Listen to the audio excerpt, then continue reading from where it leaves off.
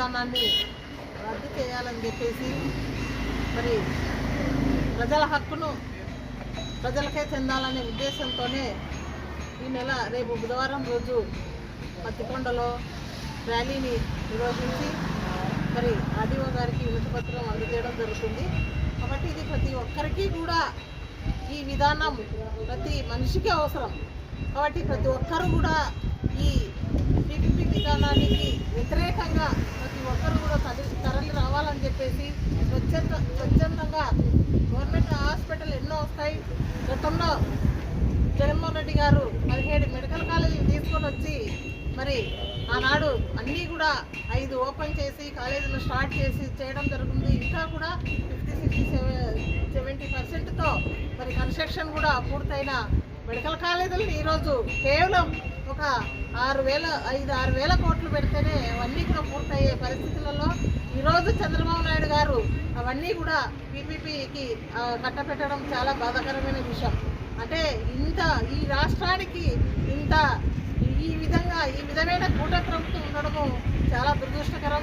ఇప్పుడు చాలా ఈ రాష్ట్రం అంతా కూడా ఈరోజు ఈ విధానాన్ని పూర్తిగా రద్దు చేయాలనే ఉద్దేశంతో ఈరోజు చాలా అందరూ కూడా ఈ ర్యాలీలో మరి పెద్ద ఎత్తున కూడా పాల్గొనడం జరుగుతుంది. అదే కాక మరి ప్రతి ఒక్కరు కూడా కోటి సంతకాల సేకరణ కూడా చాలా దిగ్విజయంగా కూడా కొనసాగుతుంది. స్వచ్ఛందంగా అందరూ కూడా ఏ గ్రామంలో కూడా ఆ గ్రామంలో స్వచ్ఛందంగా కూడా తీసుకొని వచ్చి సంతకాలు కూడా సేకరించడం కూడా జరుగుతుంది మన రాష్ట్రంలో. ఈరోజు ఖచ్చితంగా ఈ కోటి సంతకాల సేకరణ కూడా ఈ నెల 22 వరకు కొనసాగుతుంది. తీసుకొని పోయి మరి గవర్నర్ గారికి కూడా మరి రాష్ట్రంలో 1 మంది ఈరోజు ఆపోజిషన్గా పీపీపీ పద్ధతి వద్దు అని చెప్పేసి ఈరోజు మా హక్కు మాకు కావాలని ఈరోజు చెప్పడం కూడా జరుగుతుంది. ఇవన్నీ చెప్పుకునే గవర్నర్ గారికి కూడా చెప్పడం కూడా జరుగుతుంది.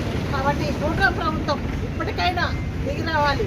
ఇంత ప్రజా వ్యతిరేకతతో ఈరోజు రాష్ట్రంలో ఉంది ఈ విధానం వద్దు అని చెప్పేసి ఈరోజు పక్క రాష్ట్రాలు ఈ మెడికల్ కాలేజీల కోసం తాపత్రయపడుతున్నారు.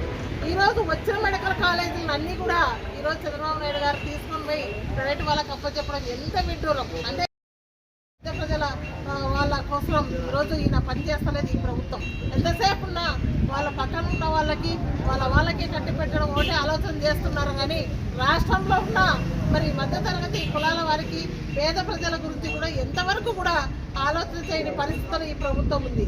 ఆనాడు జగనన్న పేద వాళ్ళందరికీ కూడా ఉచిత వైద్యం అందజేయాలని చెప్పేసి ఉద్దేశంతో ప్రతి పేదవాళ్ళు మెడిసిన్ చదవాలని చెప్పేసి మరి ఈ కాలేజీలన్నీ పూర్తయితే మన రాష్ట్రంలో ప్రతి ఇయర్ 5,000-6,000 పోస్ట్ ఫ్రీ సీట్స్ ఈరోజు మన రాష్ట్రంలో ప్రతి పేదవాళ్ళకి ఫ్రీ మెడిసిన్. ఈరోజు మెడిసిన్ చదవాలని కోరిక ఉన్నా కూడా తల్లిదండ్రులు చదివించలేని పరిస్థితిలో ఉంది. కాబట్టి అలాంటి దుస్థితి పోవాలి మన రాష్ట్రానికి అని చెప్పేసి మరి సంవత్సరానికి 5-6 వేల పోస్టులు మరి ఖాళీ సీట్లు వస్తాయని చెప్పేసి ఉద్దేశంతోనైనా కేంద్రంతో పోరాడి ఆనాడు 17 మెడికల్ కాలేజీలు తీసుకొని వస్తే ఈరోజు కూటమి ప్రభుత్వం విషం తిమ్మి ఈరోజు జగన్మోహన్ రెడ్డి గారికి ఎక్కడ మంచి పేరు వస్తుందని చెప్పేసి ఈరోజు ఇవన్నీ కూడా పీపీపీ విధానాన్ని ఈరోజు ప్రైవేట్ వాళ్ళకి అప్పచెప్పడం కూడా జరుగుతుంది. ఇదంతా కూడా ప్రజలు గమనిస్తున్నారు. ఇప్పటికైనా కూటమి ప్రభుత్వం దిగి రావాలి.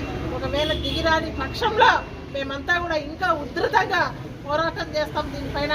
ఎందుకంటే పేదల పార్టీ వైఎస్ఆర్ పార్టీ, పేదల మనిషి వైఎస్ఆర్ రాజశేఖర రెడ్డి గారు, ఆయన కుమారుడు జగన్మోహన్ రెడ్డి అనేది ప్రతి ఒక్కరు కూడా గమనిస్తున్నారు. ప్రతి ఒక్కటి కూడా ఏం చేసినా రైతులు ఈరోజు ఈ కూటమి ప్రభుత్వంలో చాలా మద్దతు ధర లేక, చాలా గిట్టుబాటు ధర లేక మరి ఈరోజు ఎంతమందో కూడా ఆత్మహత్యలు చేసుకోవడం జరుగుతుంది. ఎంతమందో మరి ఖర్చులు పెట్టి ఎకరాకు లక్షల్లో ఖర్చు పెట్టి ఉల్లి పంట అంటే నష్టం కావడం జరిగింది. టమోటా అయితేనేవి, పత్తి అయితేనేవి, ప్రతిదీ కూడా ఈ కూటమి ప్రభుత్వంలో రైతులంతా కూడా చాలా నష్టపోయినారు. ఇప్పుడైనా మన ఉల్లి వాళ్ళకి మరి డబ్బులు ఇస్తాము, ఎకరన్నరకి 50,000 ఇస్తామని చెప్పి ఇంతవరకు కూడా దిక్కు దివాణం లేదు ఉల్లి రైతులకు. ఇవన్నీ కూడా చెప్పడం వరకే చంద్రబాబు నాయుడు గారి ప్రభుత్వం ఎప్పుడు వచ్చినా కూడా చెప్పడం మాత్రం కూడా చేసేది మాత్రం శూన్యం. కాబట్టి ఇప్పుడు కూడా రైతన్నలు కానీ ఇంతకుముందు చెప్పిన గతంలో వాళ్ళ ఎలక్షన్ల కంటే ముందు ఏవైతే వాగ్దానం చేశాడో అవన్నీ కూడా చేయాలని చెప్పేసి మేమంతా కూడా డిమాండ్ చేస్తున్నాం. ఈరోజు ఈ నెల రేపు బుధవారం 12వ తేదీ ఈ ర్యాలీ పత్తికొండలో ఉంది కాబట్టి అందరూ పాల్గొని స్వచ్ఛందంగా దిగ్విజయంగా ఈ ర్యాలీని పూర్తి చేయాలని చెప్పేసి ప్రతి ఒక్కరికి కూడా తెలియజేస్తూ నమస్కారం.